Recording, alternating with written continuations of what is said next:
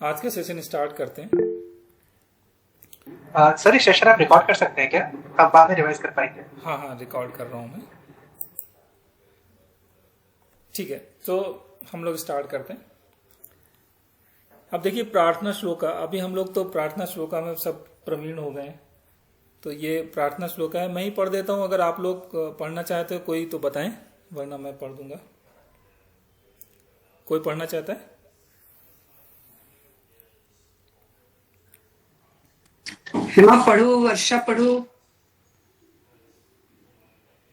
वक्रतुंड महाकाय सूर्यकोटि समप्रभ निर्विघ्नं कुरु मे देव सर्वकार्येषु सर्वदा। सरस्वती नमस्तुभ्यं वरदे कामरूपिणी विद्यारंभं करिष्यामि सिद्धिर्भवतु मे सदा। गुरुर्ब्रह्मा गुरुर्विष्णु गुरुर्देवो महेश्वरः गुरुर्साक्षात् परं ब्रह्म तस्मै श्री गुरवे नमः। सहना भवतु सहनौ भुनक्तु सह वीर्यं करवावहै तेजस्विनावधीतमस्तु मा विद्विषावहै। ओम शांति शांति शांति। बहुत शुभ, धन्यवाद वर्षा जी। तो देखिए, कुछ चीजें जो हम लोगों ने पिछले सत्र में पढ़ी थी, पिछले सेशन में जो पढ़ी थी, उनको थोड़ा सा अभी भी ध्यान रखना है। तो प्रार्थना श्लोक का देखिए दो तरीके से हम लोग यूज करते हैं कि एक तो हम भगवान से प्रार्थना करते हैं कि हमारा जो भी कार्य है वो सही ढंग से, मतलब जो हम पढ़ाई कर रहे हैं वो सही ढंग से हो, और हम सब लोग आपस में कोई बैर ना हो, कोई दुर्भावना ना हो, और सही ढंग से हम लोग पढ़ाई करें, इसका ज्यादा से ज्यादा लाभ हम लोगों को मिले। तो ये हम प्रार्थना करते हैं। पहला तो उद्देश्य ये है कि सब लोग जब प्रार्थना करें तो एक शांत मन से करें, शांत भाव से करें, और सीखने की ज्यादा से ज्यादा कोशिश करें। दूसरा यह है इसका भाव कि जब हम इसको पढ़ते हैं तो इसमें हमने आपको कुछ रूल्स बताए थे, जो संधि में हो सकते हैं या इस प्रकार के जो रूल्स थे, वो रूल्स को आप याद करें हर बार। तो जब भी कोई शब्द आए आपके सामने तो उसको आप लोग हमेशा ध्यान दें कि क्या है वो शब्द और हमें कैसे बोलना है। तो ये बार बार जब आप हर बार हमारे सेशन में बोलेंगे तो आपको याद हो जाएगा। जैसे कि ये यहाँ पर आपको बताया था, यहाँ पर देखिए अनुस्वार है, दिख रहा है ना सब लोगों को? निर्विघ्नं, ऊपर माँ लगा हुआ है, अनुस्वार लगा हुआ है यहाँ पर। तो ये इसके बाद अनुस्वार के बाद जब का आता है तो का मतलब वर्ग का पहला व्यंजन। वर्ग हमारे कौन से हैं? 5 वर्ग हैं। 5 वर्ग में का वर्ग है पहला, फिर चा वर्ग है, टा वर्ग है, ता वर्ग है, पा वर्ग है। तो वो जो का वर्ग है उस वर्ग का जो अंतिम है, 5वां वाला जो है, मतलब का खा गा घा अंग, ये जो अनुस्वार है ये उसमें कन्वर्ट हो जाता है। जो भी अगला अक्षर आता है, मतलब जो अनुस्वार ऐसे लगा हुआ है किसी में भी, उसके आगे यहाँ वर्ग का 5वां व्यंजन जब आता है तो ये जो अनुस्वार है ये परिवर्तित होकर उसका 5वां अक्षर बन जाता है। ठीक है जी। तो जब हमने का लिया तो अंग बन गया, चा लिया तो चा छा जा जा यहाँ हो जाएगा, टा लिया तो टाठा डाटा ना हो जाएगा। तो ये जो इस प्रकार से है, ता लिया तो ताथा दादा ना हो जाएगा। और इसी प्रकार से अगर हमने पा, अगर उसके पा या पा से कोई सा भी वर्ण आता है तो ये हमारा हो जाएगा माँ। ये वर्गीय व्यंजनों के लिए रूल है इनके लिए। तो अगर ये का वर्गा मतलब का का गा घा कोई भी आता है तो ये 5वें वर्ण में परिवर्तित हो जाता है। तो जब हम इसको बोलेंगे तो क्या बोलेंगे? निर्विघ्नं। अंग की मात्रा आनी चाहिए, यहाँ पर अंग बोलना चाहिए। निर्विघ्नं कुरु मे देवा। अभी क्लियर है सब लोगों को? जी। एक बार सब लोग बोल के देखें इसको, निर्विघ्नं कुरु मे देवा। निर्विघ्नं कुरु मे देवा। हाँ, तो ये जो रूल है ना, ये सब लोग याद रखें, और हर बार जब भी लगे यहाँ पर आए प्रार्थना, हर लोग पढ़ें, सब लोग एक बार पढ़ें प्रार्थना को, तो वो प्रार्थना पढ़ने से क्या होगा ना, आपकी शुद्धिकरण हो जाएगा, अंतर्मन का शुद्धिकरण होगा और आपकी जो वाणी है उसका शुद्धिकरण होगा और आपको रूल याद हो जाएंगे। तो ऐसे ही जब हम अगला चलेंगे, ये देखिए यहाँ पर, देखिए यहाँ फिर आया है, भा के ऊपर आया है। तो भा के ऊपर जब अनुस्वार आया है तो उसके आगे का वर्ग है, तो ये फिर अनुस्वार कन्वर्ट हो जाएगा जिसमें अंग विद्यारंभम। हाँ, ठीक है। तो ये कुछ ऐसे रूल हैं। उसके बाद देखिए यहाँ पे ये शांति है, तो जब भी विसर्ग के बाद शा आए तो ये विसर्ग भी उस शा में कन्वर्टित हो जाता है। तो मतलब क्या होगा, ये इसको हम पढ़ेंगे शांति, ऐसे हम लिखते हैं शांति, शांति शांति शांति।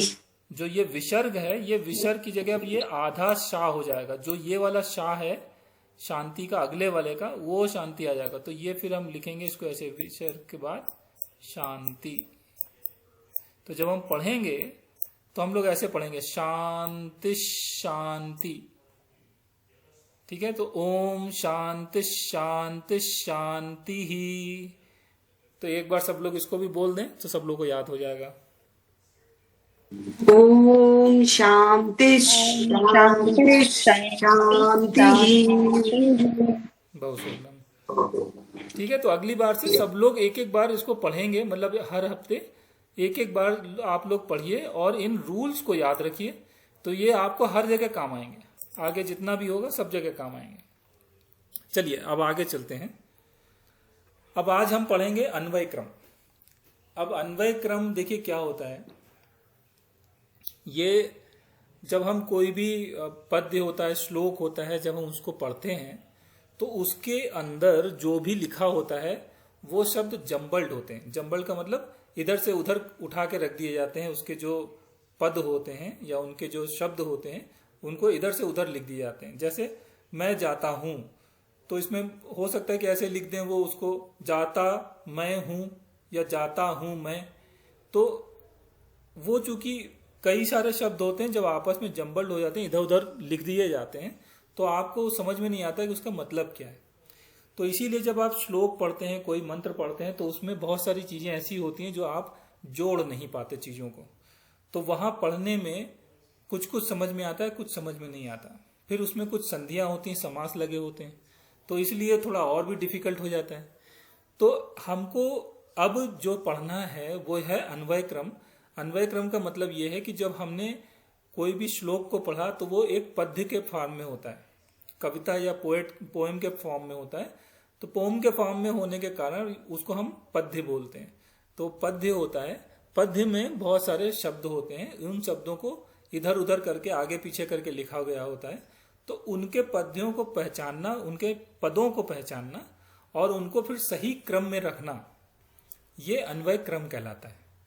तो हमारी जो एक्सरसाइज है, अब हम कुछ कक्षाओं में इनको पढ़ेंगे, तो उसमें हम इन चीजों पर ध्यान देंगे कि आखिर कैसे उनको पहचानना है और उनके क्या रूल हैं, किस प्रकार से उनको पहचान कर उनको चिन्हित करने के बाद में सही क्रम में कैसे रखें और फिर उनके अर्थ क्या होते हैं। तो अन्वय क्रम इसको बोलते हैं। अब अन्वय क्रम में उसके कई भाग होते हैं, मतलब स्टेप्स होते हैं जिसको हमको करना होता है। तो हम लोग एक एक करके देखेंगे कि क्या मतलब है और क्या क्या होते हैं उसके अलग अलग रूल्स के हिसाब से। तो जो पहला है वो बोलते हैं पद विभागः। पद विभागः मतलब पद, उसके अंदर हर शब्द जो है उसको हमको अलग अलग करना है, अलग अलग लिखना है, पहचानना है कि क्या क्या पद हैं उसके अंदर, सही पद क्या है। तो वो पदों की पहचान पद विभागः इसके अंतर्गत की जाती है। तो यह आपको हेडिंग लिखनी होगी, पद विभागः, और उसके अंदर आपको पद लिखने होंगे। अब जैसे एक लाइन लिखी हुई है, कति दिनानि तिष्ठति।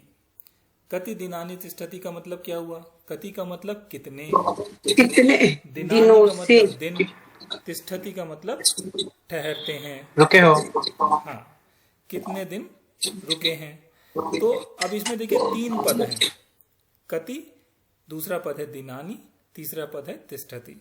तो हमको यही अलग अलग ऐसे कॉमा करके लिखना है, कति, फिर उसके बाद कॉमा, फिर दिनानि, फिर तिष्ठति। सिंपल है। पद विभाग पहचान लेंगे। हाँ। हाँ जी, हाँ जी। देखिए एक और उदाहरण देखिए, दिलीपस्याचार्यः, ये एक शब्द है लेकिन ये दो शब्दों से मिलकर बना है। एक है इसमें दिलीपस्य, दूसरा है आचार्य। इन दोनों को मिला दिया गया। जब मिला दिया गया इन दोनों को तो इससे एक शब्द बना दिलीपस्याचार्यः। तो इसको हमको अलग अलग करके लिखना होगा। ठीक है, तो इसको हम लिखेंगे दिलीपस्य, फिर आचार्य, कॉमा करके आचार्य लिख देंगे। तो ये हमारे पद विभाग हो गए। अभी आप लोगों को समझ में आ गया किस प्रकार से करना है। एक उदाहरण मैंने दिया जिसमें सामान्य शब्द लिखे हुए हैं, और दूसरा, अभी कोई किसी का माइक ऑन है प्लीज म्यूट कर लें, जब बोलना हो तब माइक को ऑन कर लें। तो अभी देखिए इसमें एक हमने उदाहरण दिया जिसमें 3 सामान्य शब्द लिखे हुए, पहले वाले में कति दिनानि तिष्ठति, तो उसको हमको लिखना आसान है, हमने तीनों को ऐसे ही लिख दिया क्योंकि उसमें कोई परिवर्तन नहीं है। दूसरा है दिलीपस्याचार्यः, यहाँ पर क्या हुआ, यहाँ या तो कोई 2 शब्दों के बीच में संधि है, तो वो पदों के बीच में जब संधि हो गई या उसमें कोई समास लग गया तो उसके कारण वो 2 शब्द का एक बना हुआ है, हमें उसको अलग करके लिखना होगा। तो यहाँ पर लिखा हुआ दिलीपस्याचार्यः, तो यहाँ दिलीपस्य और आचार्य इनका योग हुआ है, संयोग हुआ है, इसलिए इनको दोनों को अलग अलग पदों के रूप में पहचान कर आपको लिखना है। ठीक है, इसको बोलते हैं पद विभागः। अब हम देखेंगे दूसरा, अब होता है अन्वयः। अन्वयः में क्या है कि अब इनको हम पहचानेंगे, पहचान तो लिया कि कौन कौन से पद हैं, फिर हम पदों के बारे में देखेंगे कि ये पद हैं क्या, और इनके छोटे छोटे से रूल्स हैं, वो अभी आपको धीरे धीरे हम आगे बताते जाएंगे, और फिर उनको सही क्रम में रखेंगे।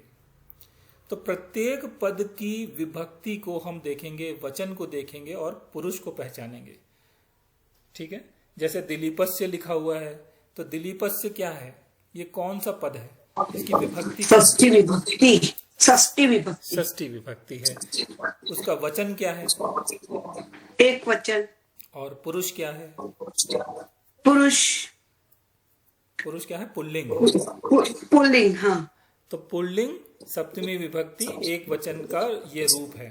तो हम इस प्रकार से उसको पहचानेंगे। हर शब्द को, हर पद को पहचानना है और हर पद को लिखना है कि ये पद है, इसका ये पुल्लिंग है, ये कौन सा पुरुष है, उसका विभक्ति कौन सी है और उसका वचन कौन सा है। ये तीनों आपको हर पद के बारे में लिखना होगा। तो यहाँ पर हमने ये लिखा, फिर हम जब लिख लेंगे तो हमको पता चल जाएगा कि ये हैं और इनके ये मतलब होते हैं, ये विभक्तियां हैं, ये वचन है, ये पुरुष हैं। तो इनके गद्य के रूप में रचना करनी, मतलब एक साधारण सेंटेंस जब हम बोलते हैं, वो वाक्य बोलते हैं कि राम अयोध्या के राजा थे, तो अब इसको अगर पद्य के रूप में किसी ने लिखा हुआ है कि अयोध्या थे राजा राम, तो हम उसको वहां से हटा के उसकी जगह गद्य के रूप में जब रचना करेंगे तो लिखेंगे राम अयोध्या के राजा थे। तो पद्य में वैसे लिखा है, लेकिन गद्य में हम उसको सही ढंग से लिख के उसको अन्वय करेंगे उसका। उसके बाद है अन्वयार्थः या प्रतिपदार्थः। तो प्रतिपदार्थः का मतलब क्या हुआ कि जो भी हमने पद, प्रतिपद, एक एक जो पद है उसका क्या अर्थ है, उसके अर्थ के बारे में भी हम लिखेंगे। तो अर्थ आपको उसमें लिखने होंगे कि क्या अर्थ है, क्योंकि जब तक आपको पदों का अर्थ नहीं पता होगा तो आप कैसे उसकी रचना करेंगे गद्य के रूप में। तो उसका अर्थ भी आपको पता होना चाहिए, तो वो प्रतिपदार्थ कहलाता है। और उसके बाद आता है तात्पर्यम।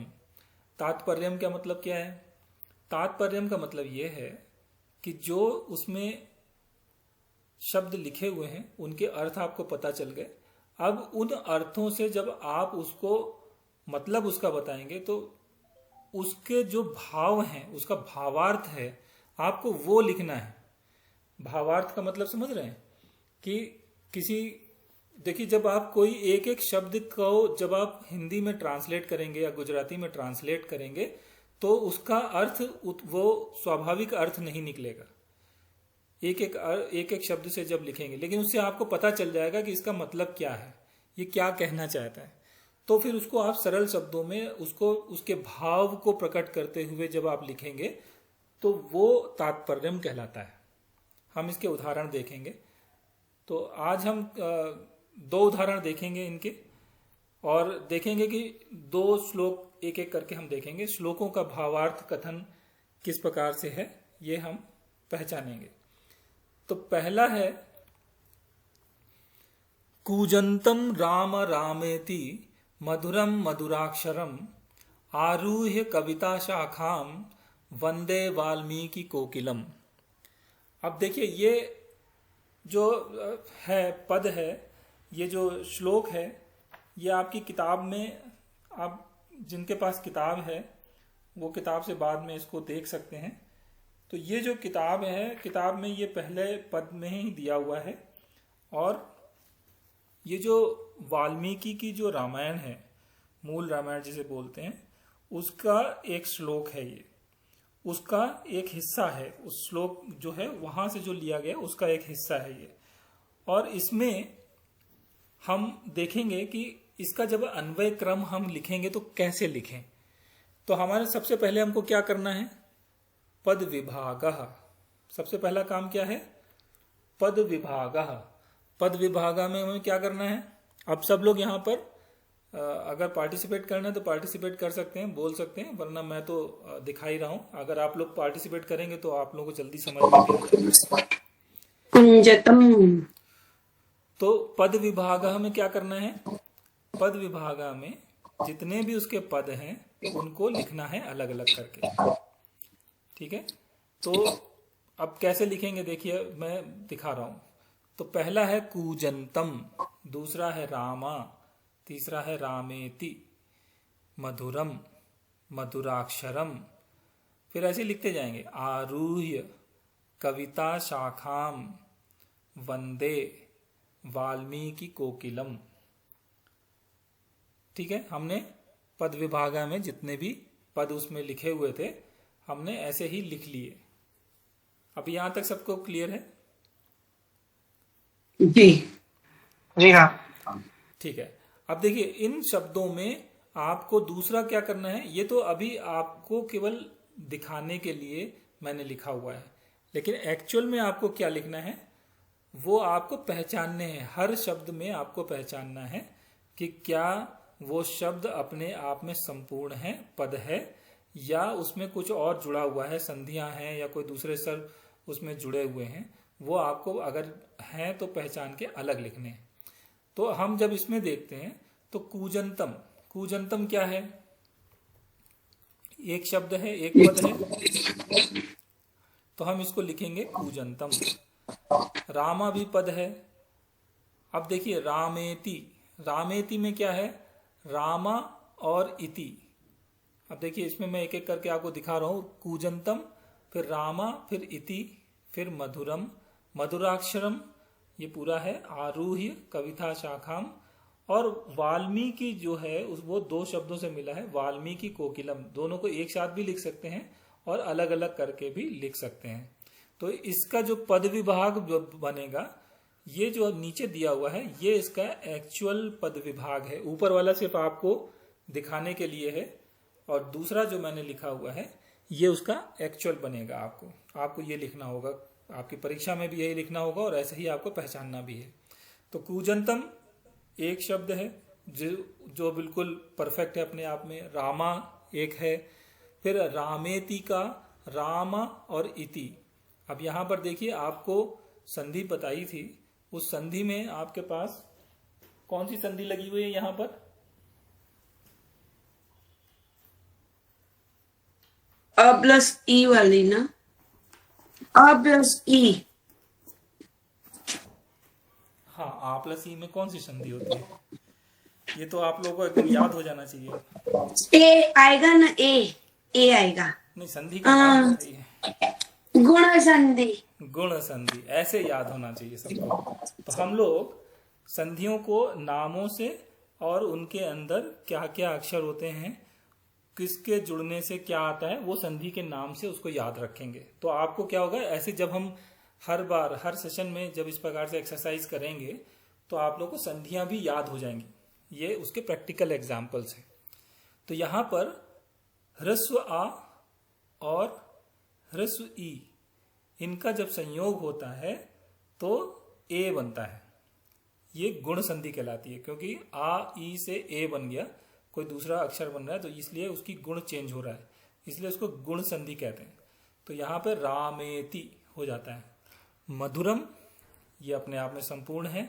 मधुराक्षरम, ये भी अपने आप में संपूर्ण पद है, क्योंकि ये बना तो दो से है, मधुर और अक्षर उन दोनों से बना हुआ है, लेकिन एक ही पद के रूप में इसको इस्तेमाल किया जाता है। आरूह्य, आरूह्य भी अपने आप में एक है।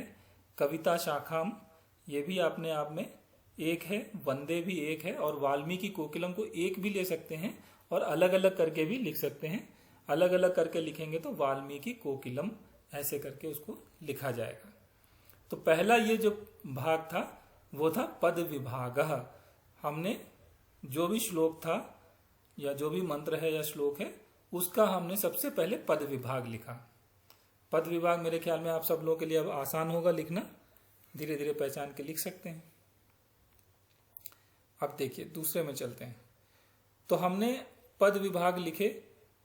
पद विभाग में लिखा कूजंतम राम राम इति मधुरम मधुराक्षरम आरूह्य कविता शाखाम वंदे वाल्मीकि और कोकिलम। अब इसके बाद हम क्या करेंगे, हम इसके प्रतिपदार्थ देखेंगे। तो प्रतिपदार्थ में हम इसको पहचानेंगे, हर एक शब्द को हम पहचानेंगे क्या है। अब देखिए पहला था कूजंतम, तो पहली लाइन देखिए, अभी बाकी सब छोड़ दीजिए, पहली लाइन देखिए। कूजंतम, कूजंतम कहां पर दिया हुआ, ये देखिए पहली लाइन है, ये कूजंतम।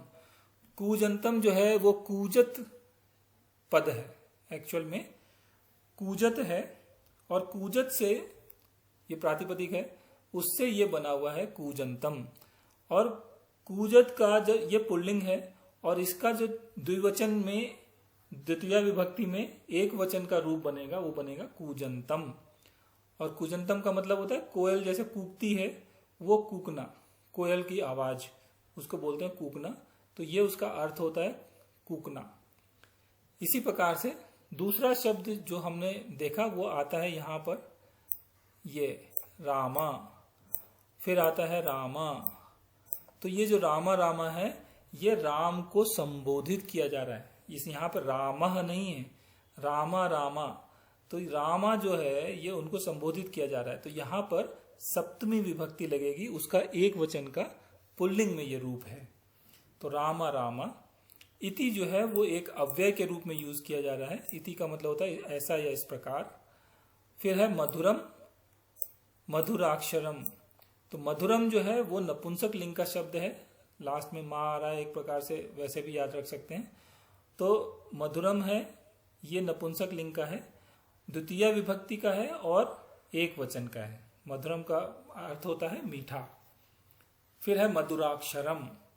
मधुराक्षर जो है मधुरः अक्षरः इस प्रकार से या मधुरम अक्षरम करके उसको लिखा जा सकता है। और ये पुल्लिंग है, प्रथमा विभक्ति और एक वचन में है, और ये मीठे अक्षरों के लिए दो शब्दों से मिलकर बना हुआ एक है, तो मीठा अक्षर ऐसे करके उसको कहा जाता है। आरूह्य। अब ये जो आरूह्य है ये यहां पर है, आरूह्य आंग और रूह उसके साथ में लेप प्रत्यय लगाकर ये बनता है। आप इसको ज्यादा अगर विवरणम में इतना ज्यादा नहीं समझना चाहते तो कोई प्रॉब्लम नहीं है, लेकिन आपके लिए अच्छा रहेगा इसलिए मैंने लिख दिया, एक्स्ट्रा थोड़ा लिख दिया आपके लिए ये विवरणम में। लेकिन सेकंड वाला जो है ये आपके लिए इंपॉर्टेंट है। तो आपको बेसिकली ये देखना है पद विभागा, ये तीसरा वाला और ये चौथा वाला, ये आपके लिए अभी के लिए इंपॉर्टेंट है। क्योंकि अगर ये आप लोगों को पता है तो बढ़िया है, और ऐसे देखते देखते आप लोगों को पता चलते जाएंगे। शब्द जब तक पहली बार आपके सामने नहीं आएंगे तब तक आपको पता नहीं चलेगा, इसलिए देखते रहिए और समझते रहिए। तो आरूह्य जो है ये एक अव्यय है, इसका मतलब है बैठकर। कविता शाखाम, इसलिए कविता और शाखाम से मिलकर बना है। कविता जैसे आप जानते ही हैं एक स्त्रीलिंग का शब्द है, तो द्वितीय विभक्ति के रूप में एक वचन का है, इसलिए इसको कविता शाखाम, इसका मतलब है कविता रूपी शाखा पर। वंदे, वंद धातु से है, तो ये क्रिया के रूप में प्रयोग किया जाता है। उत्तम पुरुष के लिए ये यूज किया गया है। और ये हमेशा ध्यान रखिएगा कि हमारे पास दो प्रकार के पद हैं, परस्मैपदी और आत्मनेपदी। तो ये आत्मनेपदी में आता है। तो ये आत्मनेपदी का उदाहरण है। उत्तम पुरुष एक वचन में ये इस्तेमाल होता है। वाल्मीकि कोकिलम, मतलब वाल्मीकि और कोकिलम, ये पुल्लिंग और द्वितीय विभक्ति एक वचन का रूप है कोकिल रूपी वाल्मीकि का। तो इस प्रकार से इसके जो शब्दों के अर्थ हुए और उनकी जो विभक्तियां हैं, आपने देखा कि किस प्रकार से इनको हमने लिखा। तो पद विभाग जो हमने किए, प्रतिपदार्थ में उन पद विभागों के हमने लिंग, वचन और विभक्ति इनकी पहचान करी। ये पहचान आपको हर शब्द, हर पद के बारे में लिखना है और उसका अगर अर्थ भी लिख सकते हैं तो बहुत ही अच्छा है, वो भी आप लिख सकते हैं उसके अंदर। तो ऐसे एक टेबल आप बनाएंगे, वो टेबल में हमेशा लिखेंगे। तो अभी क्या होगा, आप प्रैक्टिस करेंगे, इसकी घर में लिख लिख कर प्रैक्टिस करेंगे, आपको पहचानना आ जाएगा। क्योंकि एक फॉर्मेट है जो आप फॉलो कर रहे हैं। तो जितनी प्रैक्टिस करेंगे, कोई भी आप उठा लीजिएगा श्लोक या कोई भी मंत्र है या जो पढ़ाया गया है उसी को ही देख लीजिएगा और उसको करते रहेंगे, एक्सरसाइज के रूप में अभ्यास करेंगे उसका। तो आपको चीजें याद हो जाएंगी, समझ में आ जाएगा कि कैसे एक स्टेप के बाद दूसरा स्टेप क्या है, तीसरा क्या है। और फिर धीरे धीरे जब ये आपकी थोड़ी सी महारत इसमें हासिल हो जाएगी तो आप देख कर ही डायरेक्ट उसके अर्थों को और उसको अलग अलग करके संधि विच्छेद करके आप उसको कर सकते हैं। तो उस इस लेवल पे पहुंचने के लिए ये लेवल बहुत जरूरी है। तो इस एक्सरसाइज को आप लोग करते रहिएगा। तो प्रतिपदार्थ सबके समझ में आ गए या किसी को कोई डाउट है?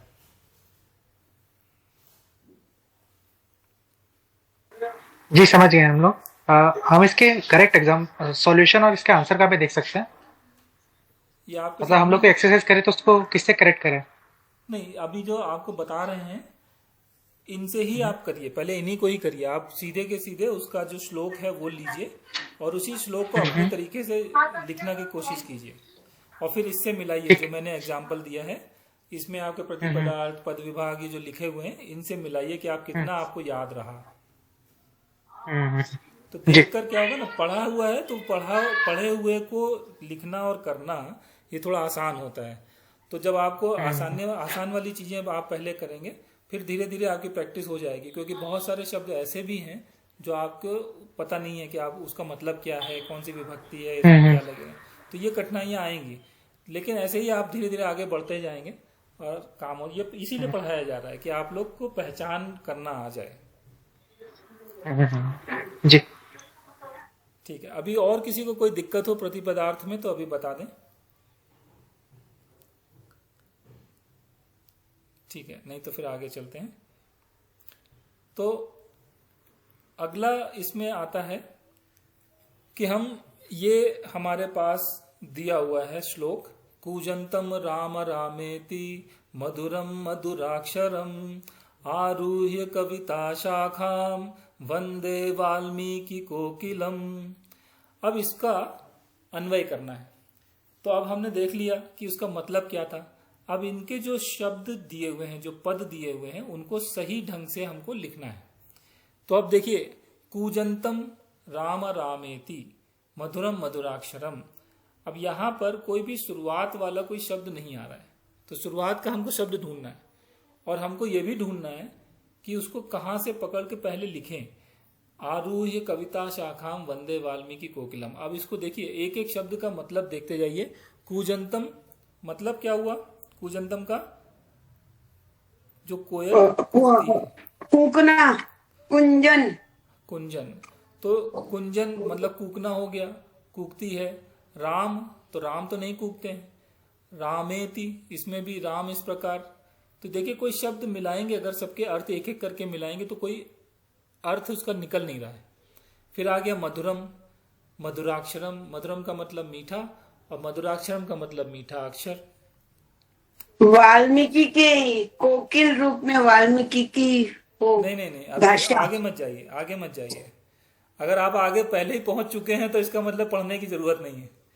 पहले ये समझिए कि क्या पढ़ाया जा रहा है और अगर आप सही ढंग से हर स्टेप को फॉलो करेंगे तो आपको आगे अर्थ निकालने में आसानी होगी। वरना क्या होगा, गेस करेंगे आप, और गेस हमेशा सही नहीं होते, इसलिए आपको उसके अर्थ जो है अनर्थ में बदल जाते हैं। इसलिए आपको सही स्टेप से चलना आना है। तो यहाँ आपसे अर्थ नहीं पूछा जा रहा है, बल्कि ये कहा जा रहा है कि जो श्लोक लिखा हुआ है उससे उसके अर्थ को वहां तक पहुंचने के लिए क्या क्या उसके स्टेप्स हैं, वो आपको कैसे फॉलो करने। तो आप लास्ट स्टेप पे अगर पहले पहुंच जाएंगे तो गड़बड़ हो जाएगा। ठीक है, तो इसलिए एक एक स्टेप से चलिए, जल्दी नहीं है, आपके पास बहुत टाइम है। तो यहां देखिए दिया हुआ कूजंतम राम रामेति। अब ये कोई भी पढ़ेगा तो ऐसे ही पढ़ेगा, कोई लास्ट से नहीं पढ़ना शुरू करता कि वाल्मीकि कोकिलम से कोई नहीं पढ़ेगा। हम लोग उर्दू नहीं पढ़ रहे, हम लोग संस्कृत पढ़ रहे हैं। तो यहाँ पे हम जब शुरू से पढ़ेंगे तो एक एक शब्द का मतलब देखिए क्या है, और उस मतलब को बोलते जाइए। आप बोलेंगे तो क्या होगा, शब्द आपके सामने आएंगे और फिर आपको अपने आप ही समझ में आ जाएगा, अच्छा ये पहले लगा दें, ये बाद में कर दें, ये इसके बाद कर दें, तो हमारा एक नॉर्मल वाक्य बन जाएगा। तो हमारी ये पूरी एक्सरसाइज का केवल ये अर्थ है, मतलब है। तो हमने देखा कूजंतम मतलब कूकती है, रामा रामा, तो रामा रामा राम हम उनको बुलाते हैं, उसके संबोधन के रूप में इस्तेमाल किया जा रहा है। इति इस प्रकार, मधुरम मतलब मीठा, मधुराक्षरम मतलब मीठे शब्द जो हैं वो, फिर है आरूह्य, आरूह्य मतलब बैठकर, कविता शाखाम तो कविता रूपी शाखा पर बैठकर। तो ये तो देखिए मिल गया यहां से कि कविता रूपी शाखा पर बैठकर। अब ये कविता रूपी शाखा पर बैठकर, यहाँ ये दो शब्द मिल गए जो हमको थोड़े आपस में एक दूसरे से जुड़े हुए नजर आ रहे हैं। तो हमने इन दोनों को पलट के रख दिया कि कविता शाखाम पहले लिख देंगे और आरूह्य बाद में लिखेंगे। यहाँ पे लिखा है आरूह्य पहले, तो हमने ये दो को पलट दिया। फिर वंदे मतलब मैं वंदना करता हूं या स्तुति करता हूं। किसकी स्तुति करता हूं, ये आगे दिया हुआ है। वाल्मीकि कोकिलम, वाल्मीकि रूपी कोकिल। कोकिल कौन होती है, कोयल। कोयल। तो वाल्मीकि रूपी कोयल की वंदना करता हूं। अब उसके पहले लिखा था आरूह्य कविता शाखाम, कविता रूपी शाखा पर जो बैठा हुआ है। ठीक है, तो अब देखिए हमको थोड़े थोड़े शब्द समझ में आ रहे हैं कि हम कहां से मिला सकते हैं, इनको कहां से पकड़ सकते हैं। उनकी मैं वंदना करता हूं, तो वंदे लिखा हुआ है, तो वंदे। अब देखिए वंदे के साथ में पहले शब्द समझ में आ जाना चाहिए कि वंदे जो है ये एक उत्तम पुरुष के लिए यूज किया गया है। उत्तम पुरुष का मतलब मैं, और जब मैं के लिए लिखा हुआ है तो वहां कहीं अहम होना चाहिए। अब इस पूरे ही शब्दों में को पदों में अहम नहीं लिखा हुआ है। इसलिए नहीं लिखा हुआ है क्योंकि वंदे उसको बता रहा है। जैसे कहते हैं ना कि अहम पठामी, मैं पढ़ाता हूं, तो अगर मैं खाली पठामी बोल दूं तो उसका मतलब समझ में आ जाता है लोगों को कि मैं पढ़ाता हूं। पठामी से, पठामी और किसी के लिए यूज नहीं होता, केवल उत्तम पुरुष एक वचन के लिए यूज होता है, तो इसलिए उससे पता चल जाता है। तो ये एक प्रकार से इंगित करता है कि इसमें कौन सा शब्द आप उसमें जोड़ सकते हैं या उसको अपने आप लगा सकते हैं। तो यहां पर जो अहम है ये आप मान के चलें कि उसमें लिखा हुआ है कि वंदना करता हूं। कौन वंदना करता है, मैं वंदना करता हूं, तो यहाँ पे अहम आएगा। अब ये जो अहम है चूंकि लिखा नहीं है उसके अंदर, तो आपको अलग से लिखना पड़ेगा उसके अर्थ को पूरा करने के लिए।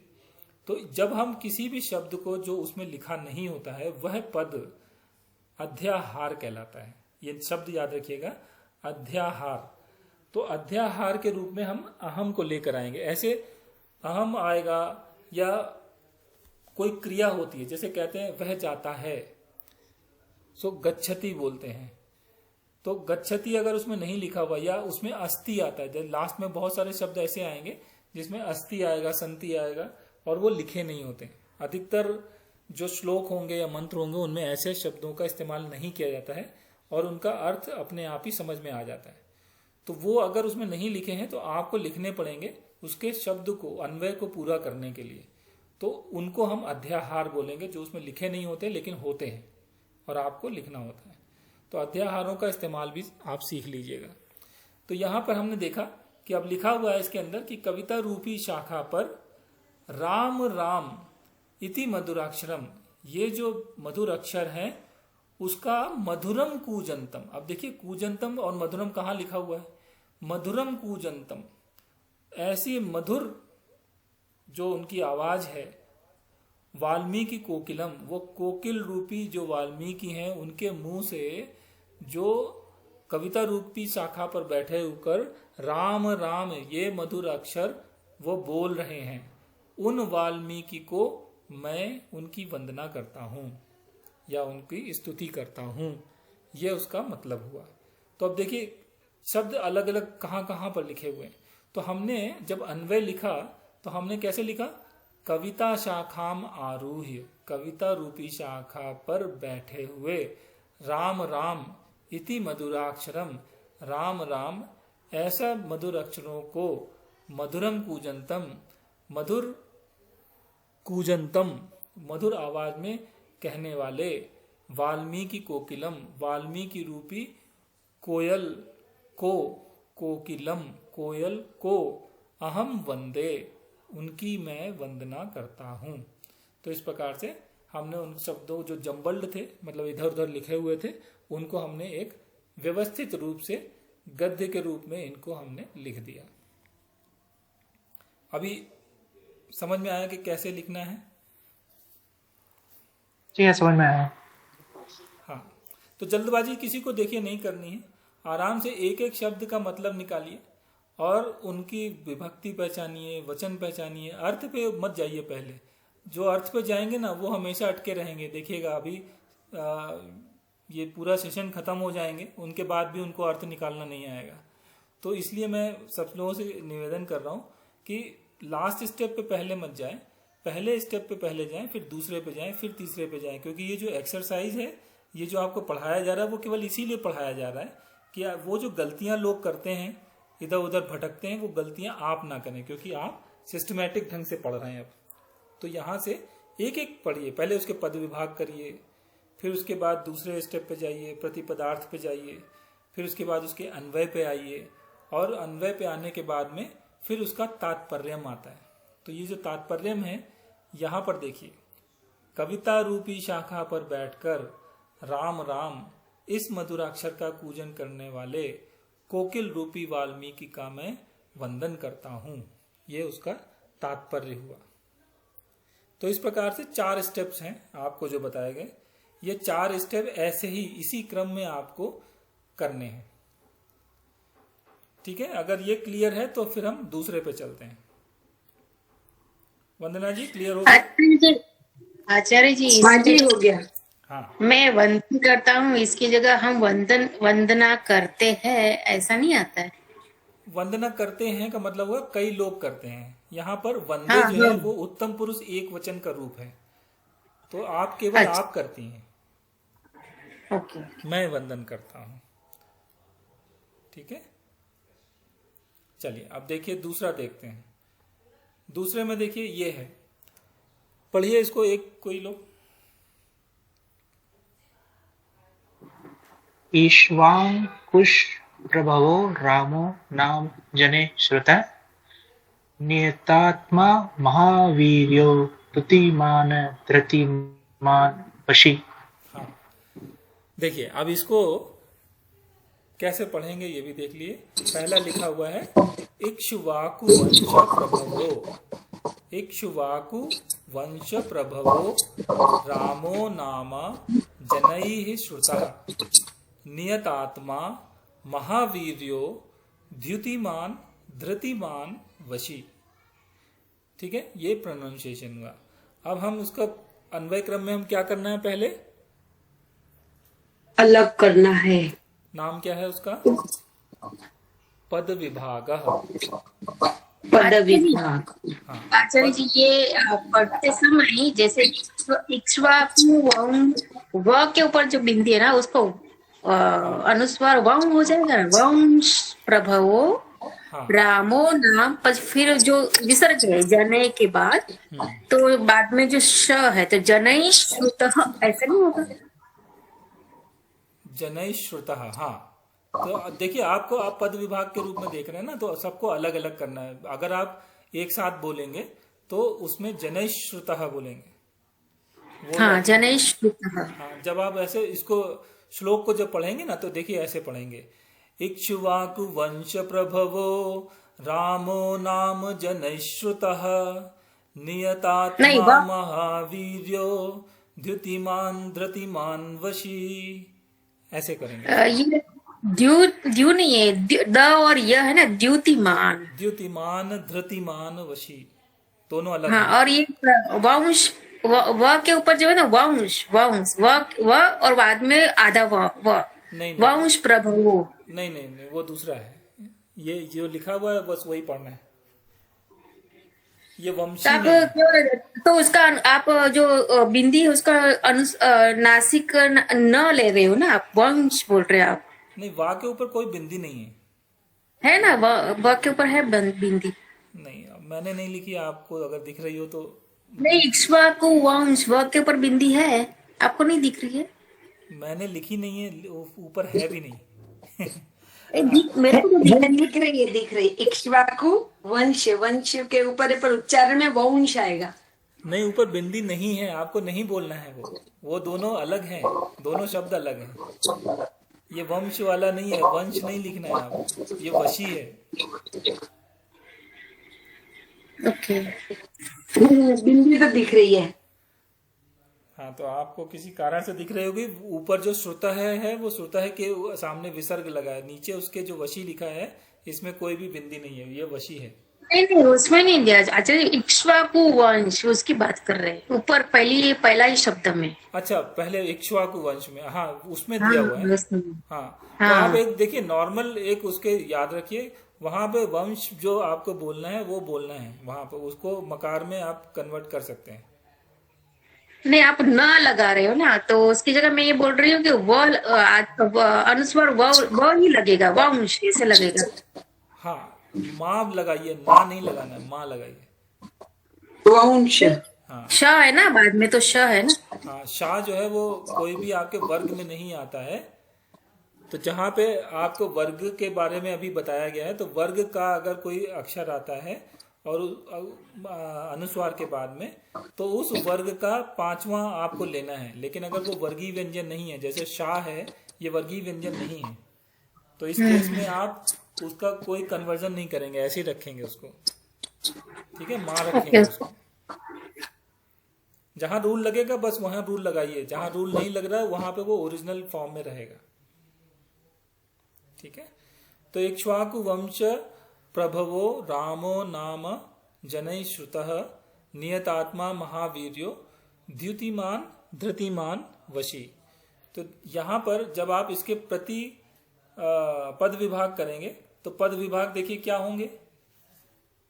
पद विभाग में हमने इसको डायरेक्ट अभी लिखा है, इक्ष्वाकु वंश प्रभवो रामो नामा जनै श्रुतः नियतात्मा महावीर्यो द्युतिमान धृतिमान वशी, ऐसे हमने लिखा। अब हमको इससे पहचानना है कि इसमें क्या क्या चीजें हैं जो और टूट सकती हैं और उसके असली जो शब्द हैं वो यहाँ से बनेंगे।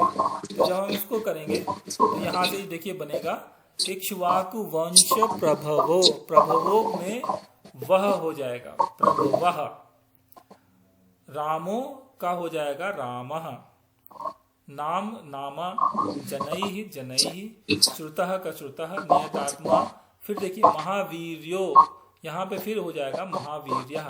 तो ये आपको विसर्ग संधि यहाँ पे लगती है, ये विसर्ग संधि से ओ में कन्वर्ट हो जाते हैं, इसलिए इनका विसर्ग बना देने आपको। जहाँ कहीं भी लास्ट में ओ आएगा उनको अधिकतर केस में विसर्ग बना दीजिए। फिर द्युतिमान धृतिमान वशी, ये ऐसे ही रहेंगे। ठीक है, ये क्लियर हो गया सब लोगों को? जी हाँ। ठीक है, तो जितने भी हम लोग अभी कर रहे हैं ना एक्सरसाइज, जो भी पहचान रहे हैं, इनको आप लोग ध्यान रखिएगा। इसीलिए यहाँ पे लिखा हुआ है एक दूसरे के ऊपर, तो आप पहचानते रहें। तो यहाँ पे रामो का रामः, ऐसे ही जहाँ ओ आएगा लास्ट में, अधिकतर केस में वो विसर्ग में कन्वर्ट हो जाएगा। तो एक्चुअल में वहाँ पे विसर्ग है, जब हम लिखते हैं तो उसको ओ कर देते हैं। अब जब ऐसे बनाएंगे ना तो आप लोगों के लिए आसान हो जाएगा उसके अर्थ को निकालना। अब देखिए इसके प्रतिपदार्थ जब हमने इसको देखे तो इक्ष्वाकु वंश प्रभव, ये जो है पुल्लिंग का प्रथमा विभक्ति का एक वचन का रूप है। इसका मतलब है इक्ष्वाकु वंश में जन्मे, इक्ष्वाकु वंश में जन्मे, ये उसका मतलब है। रामः, रामः जैसे आपको पता है कि पुल्लिंग शब्द है और प्रथमा विभक्ति एक वचन का रूप है। रामः, रामौ, रामाः, तो रामः वहां से लिया गया, तो ये रामः आ गया। नामा, नामा, नामा जो है ये नपुंसक लिंग का प्रथमा विभक्ति एक वचन और नाम का मतलब नाम है। जनई, ये जन शब्द से है, जन इसका प्रातिपदिक है और पुल्लिंग का है, तृतीया विभक्ति बहुवचन का रूप है। इसका मतलब है जनई, मतलब लोगों के द्वारा। श्रुतः, श्रुतः जो है ये पुल्लिंग का प्रथमा विभक्ति एक वचन का रूप है। इसका मतलब हो गया सुना। नियत आत्मा, अब देखिए यहाँ पे हम लोगों ने ता प्रत्यय पढ़ा था, जिसमें ता प्रत्यय लगा है, श्रुतः में ता प्रत्यय लगा है, ये आपको पहले बताया था। नियत आत्मा, नियत आत्मा जो है दो शब्दों से मिलकर बना हुआ है, एक शब्द के रूप में यूज किया जाता है। नियत और आत्मा को जोड़ के बना है। पुल्लिंग प्रथमा विभक्ति और एक वचन का रूप है और इसका मतलब है मन पर नियंत्रण करने वाला या दृढ़ात्मा। महावीर्यः, अब महावीर्यः ये भी पुल्लिंग प्रथमा विभक्ति एक वचन का रूप है। इसका मतलब है अति शक्तिशाली या महावीर। द्युतिमान, ये पुल्लिंग प्रथमा विभक्ति एक वचन जो प्रकाशमान है, इसका ये मतलब है। धृतिमान, धृतिमान में पुल्लिंग प्रथमा विभक्ति एक वचन, इसका मतलब है जो धीर था। और वशी, वशी का मतलब है पुल्लिंग प्रथमा विभक्ति एक वचन और अर्थ है इसका जिसका इंद्रियों पर नियंत्रण था। आसीत, अब यहाँ पे हमने आसीत देखे कहीं लिखा नहीं था, इसको हम लेकर आए। अधिकतर आप देख रहे हैं कि उसमें था यूज किया जा रहा है, ये था कहीं लिखा नहीं है, श्लोक में कहीं नहीं लिखा है, इसलिए नहीं था, इसलिए उसको लेकर आए, इसलिए इसको हम अध्याहार बोलेंगे। तो इस प्रकार से हम पदों की पहचान करेंगे और पदों के विवरण में लिखेंगे और उनके पुरुष, विभक्ति और वचन को पहचान कर लिखेंगे कि उसकी क्या पुरुष है, क्या विभक्ति है और क्या वचन है और उसके अर्थ क्या है वो लिखेंगे, वो प्रतिपदार्थम में आ गए। और इसके बाद हम अन्वय की रचना करेंगे। तो अन्वय जब हम लिखेंगे तो यहाँ पर क्या मतलब हुआ उसका, वो हम देखते जाएंगे। तो हमने देखा कि यहाँ से बना इक्ष्वाकु वंश प्रभवः रामः नाम जनैः श्रुतः नियतात्मा महावीर्यः द्युतिमान धृतिमान वशी। अब इनको हमको सही क्रम में लिखना है, तो कैसे लिखेंगे? तो इक्ष्वाकु वंश प्रभवो, प्रभवः तो मतलब इक्ष्वाकु वंश में जन्मे, रामः राम नाम के, जनै श्रुता लोगों के द्वारा सुना गया, नियत आत्मा, नियत आत्मा का मतलब क्या हुआ? जो अपने मन पर कंट्रोल करने वाले, हाँ, जो अपने मन पर जिनका कंट्रोल था, उनका नियंत्रण था। महावीर, यह जो बहुत शक्तिशाली थे, महावीर थे। द्युतिमान, द्युतिमान का मतलब, द्युति का मतलब होता है प्रकाश, चमकना, तो प्रकाश ऐसे तेज था उनमें जो प्रकाशमान थे। धृतिमान, धृतिमान का मतलब क्या है? जिनमें धीर था, जिनके अंदर धीरज था, उसको बोलते हैं धृतिमान। तो धृतिमान जो धीर थे। वशी, वशी का मतलब क्या हुआ? जिसका उनकी इंद्रियों पर नियंत्रण था। तो ये जो है सारे के सारे जो हम लोग यूज कर रहे हैं, नियत आत्मा, महावीर, द्युतिमान, धृतिमान, वशी, ये सारे के सारे किनके लिए यूज हो रहे हैं? रामचंद्र जी के लिए यूज हो रहे हैं। और ये उनके विशेषण हैं, इनको विशेषण कहलाते हैं। तो इन विशेषण का विशेष्य क्या है? राम। और राम कहाँ पे जन्मे? इक्ष्वाकु वंश में जन्मे। तो इक्ष्वाकु वंश में जन्मे वे राम जिनका नाम सब लोग ने सुना हुआ है, जो नियत आत्मा थे, महावीर थे, प्रकाशमान थे, धीरजशाली थे, जिनका अपनी इंद्रियों पर नियंत्रण था, उनके लोगों के द्वारा सुना गया। इस प्रकार से एक हम जब सेंटेंस बनाएंगे तो ऐसे बनेगा। तो पूर्व काल में एक राजा राम नाम से थे, हम उनके बारे में बातें कर रहे हैं। वह लोगों में प्रसिद्ध थे। और वे अति शक्तिमान, प्रकाशमान, धीर थे और उनकी इंद्रियों पर नियंत्रण था। तो जो तात्पर्य है यहाँ पे कहने का मतलब यह है कि यहाँ जो तात्पर्य आप लिखेंगे वो भावार्थ में लिखना है, उसका शब्दशः अनुवाद नहीं करना है। शब्दशः अनुवाद पहले करेंगे आप और उसके बाद में उसके भावार्थ को लिखेंगे कि इक्ष्वाकु वंश में जन्मे राम। तो एक राम थे जो इक्ष्वाकु वंश में जन्मे थे और वे नियतात्मा थे, महावीर थे, अति शक्तिशाली थे, बहुत धीरज था उनमें और उनका अपनी इंद्रियों पर नियंत्रण था। तो ऐसा लोगों से सुना गया है, लोगों के द्वारा कहा गया है या सुना गया है। तो जो भी शब्द लिखे जाएं उन शब्दों का इस्तेमाल करते हुए भावार्थों में उसको परिवर्तित करके लिखे। ठीक है, तो ये अन्वय के कुछ पार्ट्स थे जो आपको बताए गए। अब इन दो उदाहरणों से आपको ये पता चल जाना चाहिए कि पहले उदाहरण में आपको कुछ चीजें बताई गई, दूसरे उदाहरण में आपको कोई और दूसरी चीजें बताई गई। दोनों को मिला लीजिएगा और समझ लीजिएगा कि आपको करना क्या है। तो कोई भी जो श्लोक है उसके सबसे पहले आपको भाग करने हैं, पद विभाग करने हैं। पद विभाग आपने जब कर लिए तो आपको पता चल जाएंगे कि उसमें कितने शब्द इस्तेमाल हो रहे हैं या कितने पद इस्तेमाल हो रहे हैं, और वो पदों का फिर आप अन्वय करेंगे। अन्वय करने से क्या होगा कि आपको उनके शब्द जो हैं अलग अलग करके जब आप लिखेंगे तो उनके विभक्तियां, वचन और पुरुष के बारे में पता चलेगा और फिर उनको सही क्रम में लिखिए। तो जो ऊपर जम्बड़ लिखा हुआ है, इधर उधर करके लिखे हुए हैं, उनको आप सही एक के बाद एक रखिए, सही क्रम में रखिए, वो अन्वय क्रम कहलाता है। तो आपको जो करना है वो अन्वय क्रम है, ये आपकी एक्सरसाइज है इन सब के बारे में।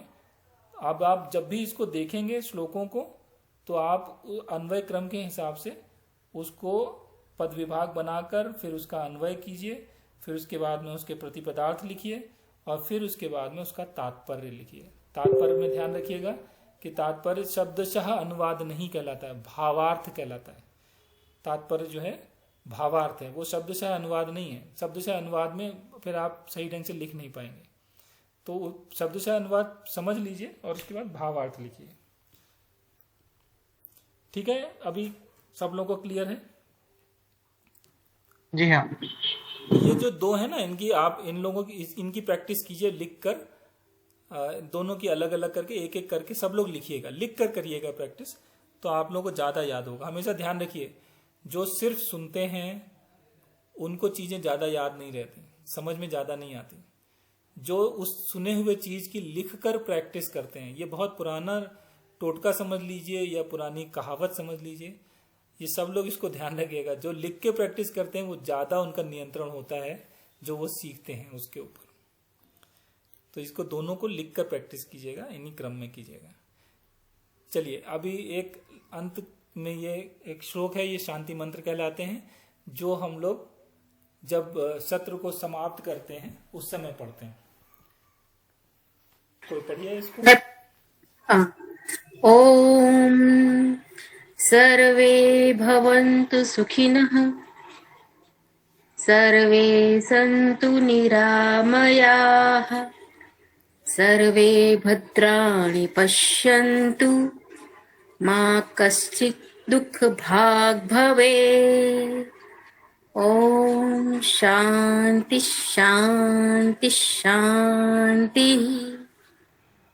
हरि ओम। श्री गुरुभ्यो नमः। हरि ओम तत्सत्। धन्यवाद धन्यवाद जी, बहुत अच्छा पढ़ा आपने। जो चीज़ों का ध्यान रखना था उसका भी आपने ध्यान रखा।